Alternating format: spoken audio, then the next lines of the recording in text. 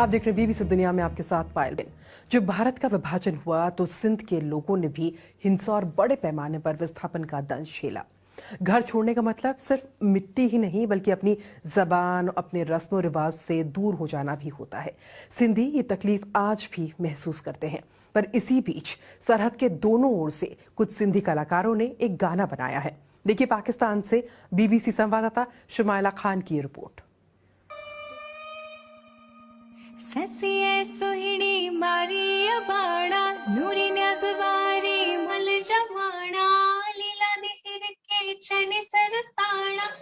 ये हैं भारतीय सिंगर अक्षा जसवानी। इनके दादा दादी सिंध में रहते थे, जो विभाजन के वक्त भारत आ गए। Slowly our language is just धीरे धीरे हमारी भाषा दम तोड़ रही है। जैसे मेरे अपने भतीजे भतीजी वो सिंधी में बात नहीं करते हैं, हर कोई अंग्रेजी या हिंदी में बात करता है। ऐसे में हमारी भाषा पिछड़ती जा रही है।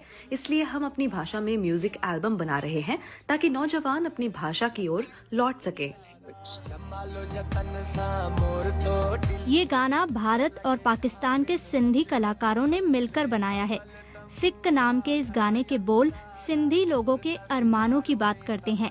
पाकिस्तान के सिंध में रहने वाले फिल्म मेकर मोहम्मद मसूद का गाना YouTube पर देखने के बाद इन कलाकारों ने ये गाना बनाया है।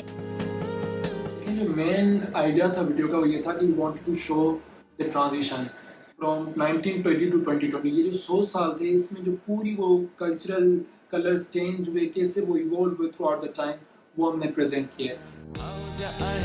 8 महीने में तैयार हुए इस गाने में कई भारतीय कलाकारों ने भी काम किया है।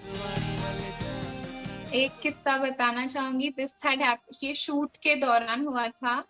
Anila जी's husband, he had tears in his eyes when he heard the lyrics of the song for the first time. And ऐसे बहुत से लोग हैं जिन्होंने हमको after feedback दिया है after listening to the song कि it helped us revive all the roots. वो वहाँ के scenes देख के उन्हें बहुत अच्छा लगा।